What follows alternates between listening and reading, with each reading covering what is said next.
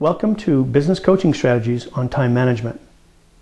You probably know that working harder is good, but working smarter is even better. The part that's really hard, though, is actually learning how to get to the place where you can turn around and make all your efforts really count. Maybe you've been noticing that you're putting in longer and longer hours and yet seeming to get less done. And yet, when you go to a time management seminar, you're not getting the answers that you want. Sure, we've all heard the answers. Do some time blocking, put it in your calendar, and then put it to work. It's that easy, right? Well, not exactly. There's a lot of reasons that time management strategies don't work, and I want to disclose some of those to you today. So we're going to help you today with 3 coaching tips that can get you really clear about what you need to do to change your time management. But before I give you all those tips, what I want you to know is this. Time management's a lot more than managing time. In fact, it's got everything to do with managing you. Time can't be changed. We only have 24 hours in a day. Yet it's what you do with your time that makes you successful. In every industry, there are people that struggle to make a fair living, and then there's people in the same industry that are producing way more than just bare living. And what we want to do is we want to show you some of those proven and true tips that those individuals that are actually maximizing their time are putting to use to create the income that they're in and having the lifestyle that they really want. Because if you turn around and you work 24 hours a day, it doesn't take too long to figure out that you're really losing out in some other area of your life. So let's not do that. Let's get to the place where we're making some time available for the fun things that we enjoy in our lives as well as work. And I know you may be one of those individuals that really enjoys working in their business and their profession, and I'm all about that. I understand it. If you're so gifted and so blessed that you could be doing that, that's wonderful, absolutely wonderful. However, we still need to have a good balance so that we can move forward and recharge and turn around and enjoy some of the finer things of life outside of work. Now, you may be wondering why time management strategies that most people are talking about in the sense of time blocking are so difficult. And the reason for that is there's 3 things that you don't know about yourself that you need to know. Number 1 is we all have a personality. And how you implement your combination of events such as personality and your energy style, as well as your combination to get things done, makes a radical difference on whether you can get these time management strategies put to use. When we usually talk to a speaker and they tell us the simple, same old things that we've heard before, like, do some time blocking, get everything put together, and just make it work, what they're not telling you is that works exceptionally for them, but they've learned how to apply all those concepts. So the concepts are great, but how to apply them is the big rule. So I'm hoping that we can actually, demystify some of that for you in the next little bit here. So let's talk about those 3 strategies. The first secret business coaching tip that you need to know is you've got to know what time management's really about. Now, it seems like we're talking about time, and that's part of the thing that we get from all of this, strain and stress to actually make things work. But really, it's more about how we manage ourselves. It's how we manage ourselves and also how much energy we have to put things to use. If you turn around and you put yourself in a position where you're a machine and you're working that hard that you can't seem to get any energy or any kind of relaxation during your day, by the time you get home, there's nothing left. You go home and you're in recovery mode. And everybody that you love and care about, or all the things that you find important in your life, in your own personal time, disappear. And all of a sudden, it's really difficult to make yourself very happy. Why? Well, because you've given it all at work. And to give it all at work just doesn't make sense if there's only so many hours in a day. So what do you need to know? The first thing you need to know is you've got to discover your action style. And that's a combination. Now, that's that combination I referred to earlier. Your action style is a series of things. So let's talk about those. First one being your personality. Every one of us have a different, unique personality. We have to know how to apply it. Some people will take that personality and they need to get things done and they like to have fun doing it, or they won't do it. Other people are a lot more methodical and more serious, and they need to do it in a step-by-step fashion. Some people love the variable type of calendar, so when you talk about time blocking, they roll their eyes back in their head. If you're one of those people, I totally understand. I want to let you know, hey, there's ways that you can make this work for you too. It doesn't mean that you have to have a regimented schedule all the way through. What it really means is you have to have the schedule that works for you. So that's personality. What's the second part? Well, you know what? We all have energy. And if you think about your energy, it kind of fluctuates over the period of time in the day. And what we have to understand is there's 4 categories of energy that actually move you up and down. And so every one of the different things that you do depletes your energy. Now think about this from this perspective. If you have 4 different styles of energy, and each one of them are manned by a battery, you can actually deplete one battery and it's going to feel really lousy. And then you have to switch to a different style of energy. But every task that we do actually corresponds to a certain style of energy. So if you like to do certain things during the day and you could do certain things all day long, know that that's probably your primary. There's other things that make you roll your eyes in your head just even thinking about it, and it sucks all the energy right out of you. And it's not because you're incompetent or you can't do the job, it's because you don't like to do the job. So you have to know that those are really real. So I've got one of those things personally that I don't like to spend a lot of time on. It seems to drain the energy right out of me. I got to work really hard at doing it. And that's accounting and bookkeeping. It's not that I don't understand accounting and bookkeeping, because I was spent many years as a banker. It's whether I want to put it to use. But if you mention accounting and bookkeeping or filing or anything like that to me, that seems to be just one of those things that just drains my energy. 2 hours of filing is like about 20 hours of preparing for a speech or talking to people about coaching all day long. I could coach all day long. I love to coach. I love to talk to people. But 2 hours of accounting can drain me overnight. You got to know that those kinds of things are in your action combination. What you want to try and figure out is how much of each type of thing that you can really do. So take a look at your daily activities. How many of those daily activities do you have that are repetitive? How many hours are you spending on accounting? How many hours are you spending on prospecting and finding business and business development? How many hours are you spending doing certain tasks in your business? Where do you find the most energy? And if you think about it as having only 100% total, and if you had to split up your hours, you got to know that there's a certain number of hours that you can spend on each day. So I recently talked to one of my coaching members, and we were talking about that energy style that she had. And what we found is that she had a certain style of energy that she could spend 8 hours a day on one thing alone, and it would not drain her at all. She'd go home happy and content. Another style of thing that she was doing during her business day, she could only do it for 4 hours. 4 hours, and then her brain would kind of shut down and she was not able to move forward. And even more than that, there was another style of energy she was using for 2 hours. It was her maximum amount of time that she could put to use in that day. Now that helps change the way you schedule things. If you are going to be doing a task, you only have 2 hours worth of energy per day, don't do 3 hours in a row. It will not work. And how do you know if you've actually gone too far? Really simple. Usually by the time that you've actually run out of energy, you get grumpy, you get hard to get along with. You might even notice that your focus and concentration goes right out the window. You want to find things to do that are not even close to what you want to accomplish.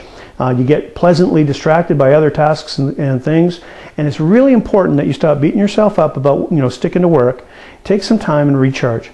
So we're going to talk a lot more about that when we talk about energy and things like that. But for you right now, what I want you to know is time management's got that combination to it. And the last but not least thing that you need to know is the third part of your implementation combination is really your style of getting stuff done. You have a specific style of getting things done. I remember one coaching member said to me, Rich, if you ever try and get me to do anything for 30 minutes or longer, it will not happen. And I thought to myself, well, that's an interesting way, but at least he knows. And we turned around, we put that to use for this gentleman, and he ended up captivating his marketplace just by knowing that he could only turn around and spend 30 minutes on something. And even those 30 minutes, he's usually doing 1 or 2 tasks at the same time. So you have to know your style. Maybe you're the kind of person that likes to have 4 hours, get right into something, get a big job accomplished and finished, and you like to have it done. Or maybe you're the person that likes to do things in short little spurts like a sprinter. But regardless of how that works, for you, you have to know your style. And if you don't know your style, what happens is you're going to find yourself draining energy fast, taking longer to do things than you normally need to, and your time management will be out the window. So watch what you do and how you do it. Business coaching tip number 2. The second most important thing that you have to know about is what I call unscheduled interruptions. Now, these are not the kind of interruptions that you cause yourself. These are other things that come into your calendar. That could be a well-meaning co-partner or somebody at work that seems to jump in your door and say, hey, I need your help. That could be those types of things where you have to rise to the challenge to deal with a grumpy customer or somebody who's dissatisfied, or you have to turn around and deal with what I call firefighting in business. And we all know what that means. That means you gotta jump, get things going, and do it. The minute you jump and change, you're eating up more energy. So even this myth that I can do a number of different things at the same time, or what I call the multitasking myth, is really just that. It's a myth. It doesn't happen. Each one of us have the ability to only focus in on one thing at a time. The human brain was only designed for one thing at a time. Now, some would argue with me about this, and I'm going to just kind of set it straight a little bit here. Yes, women do change their mind faster than men, typically, if we have to put a stereotype on it, but it doesn't necessarily mean it's efficient. When we change our mind as men, sometimes that takes a lot of energy. And so even if you're more than capable of switching back and forth, it will take extra energy. Matter of fact, I'm going to give a secret away on this one. But typically, when I talk to my clients and I get them to pool like activities together, you know, take and do all those types of things that they do in a day in just one chunk of time, maybe an hour or 2 or 3, they can do that enough times. If they can accomplish that enough times during the month or during the week, they're going to save 30% of the time that they're spending. Why? Because when you get distracted, whether you realize it or not, you have to go back and figure out what you were working on and get refocused and get re-goal oriented and go back to the process at hand. And then you'll get another interaction that'll take you away. So you have to learn how to modify what you're doing to get the results that you want when it comes to distractions. Now, I know at times that can be rather difficult. I've had some clients have had really big struggles. I remember one particular sales rep that, you know, he really wanted to make his calls in the morning to his clients, his past clients and his prospects. And when we talked, I said, well, okay, so what stops you? He goes, well, I'm not really sure, but it seems like there's a lot of interruptions during the day and I just can't seem to get things done. And I said, well, okay, so why don't we just close your door, go on at it, and we'll just, for the first day, I want you just to turn around and write down what's happening so that we can kind of find out. You know, after the first day, he came back and I got the phone call and we had a chat, and it was really rather interesting. What he found out is he had a few people that, you know, don't usually come into his office that often, show up, but he also had 2 or 3 of his best friends, I believe there was 2 of them, that actually came into his office frequently, and they wanted to talk for a long period of time. And he was not in that particular space, and they didn't seem to understand that, even when he explained it to them. So I said, well, why don't you try a sign? So, of course, the next day, he puts up a sign saying, do not disturb between these particular hours. And he gave himself 2 hours to accomplish his task. Well, when I got my phone call from my client, I suddenly realized we had a bigger problem than it seemed, because even though they were turning around and reading the sign, they would sit outside and they would knock on the door until he came. So this story goes on and on and on, and we tried a number of different things, putting blinds up in his full-length window that was beside the door and all kinds of different things. The point being is that eventually this individual really had to take away and get away from the office because these friends of his were really delaying his growth in his business. We have all kinds of things that get in the way of what we're doing in business. Our job is to figure out what they are. So, number 2, find out what your distractions are, find out what pulls you away, find out what takes your mind off your work so that you're really clear what you're up against. So last but not least, I want to give you the big secret of what you can do to get more time, energy, and actually get the lifestyle that you want. So think about it from this perspective. This secret's so big that it can really double your profits overnight and also give you the time that you're thinking about. So what am I talking about? Well, you've heard the word probably. It's called leverage. You need to leverage yourself. Leverage is a big fancy word, but really all it means is that you're going to take your energy, a little bit of it, and turn around and get somebody else to do most of the work that you need them to do, and turn around and just get paid for the things that you are actually brilliant and really gifted at. So let's give an example of that, because it's really important that we understand. I had a client, and this particular client, you know, they were in an industry where they were kind of familiar with outsourcing different things that they were doing. They took some of the tasks that were, you know, things that they could get somebody very competent to do the job for less than what they would do with, you know, in the area of their brilliance.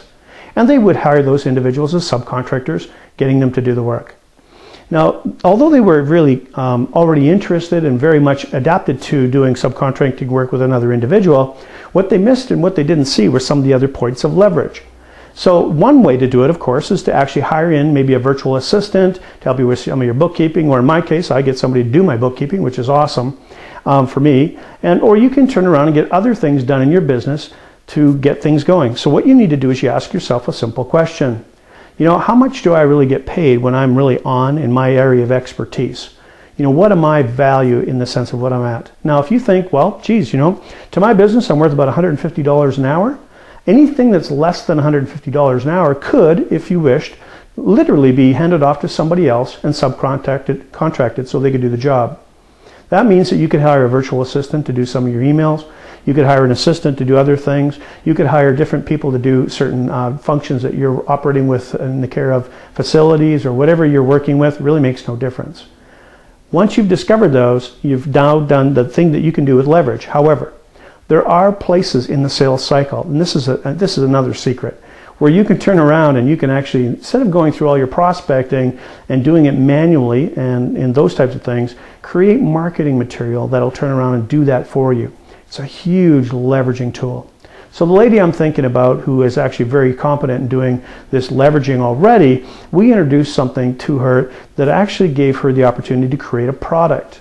And what I mean by product is nothing more than an audio or a workbook or something that she put together anyway to train individuals, pre-train them before she actually got them as clients. By doing that, that decreased some of her workload. You can also do the exact same thing if you're training existing clients in certain areas to help you leverage time. We've been actually doing this with our business by creating what we call RG Performance University. And it's a series of teachings that we teach every day on a regular basis. We put them into video, audio, and workbook format so that people can grab that information and they can do some extra information in between our coaching calls. It helps them get really clear. So especially if they're not an audible learner and we're doing things over the phone, they can take a look at a video, they can read things, and they can get farther faster. That's what this is all about. So it helps the coach, helps the client, everybody wins. So in your business right now, what kind of practices do you have that you're repeating on a daily or bi-daily basis? What kind of things are you doing over and over and over again in your sales cycle that you could automate, or you could turn around and actually create some kind of document or maybe an audio or video that could support that? So you wouldn't have to go through it all the time. Practically every industry that we work with has that availability. And when you think about it, once that's going, it can do the work for you that you used to do yourself. And you could have 10 of those working at the exact same time. So you multiply your whole effort by 10. That's a win. So when you were thinking about leverage, don't just think about outsourcing to other people. That's step one. Step two is creating those products so that you can actually turn around and get them working for you rather than you working for them. So I want to encourage you with your pursuit of time management and actually mastering your time and yourself. It's an honorable thing to actually work hard, but it's always better to work smarter. So even with all the knowledge that we've gained over the last number of years, in the last 50 years, we've still lost about a half an hour every day. And so this whole idea of time management really needs to be monitored and taken care of. So I encourage you to actually take a look at those 3 strategies for yourself, see what you can actually pull out for your own profitable business, and make some decisions about what you need to change. Get yourself a plan and put it to use. Just want to encourage you to check out the other information on this website. You'll notice that there's 3 buttons at the bottom of the page that can guide you to different information. Please check them all out. If you'd like to talk to us directly, we'd love to hear from you. Please fill out the request for a strategy session. If you want to check out of our free product that we're offering, it's about a $400 product that we're offering for free. Please go ahead and check out that free product. If you're thinking about getting some more information and maybe giving yourself some training or some coaching, we've got some more information there on the RG Performance University. Please check it all out. I'm sure you'll find it very helpful.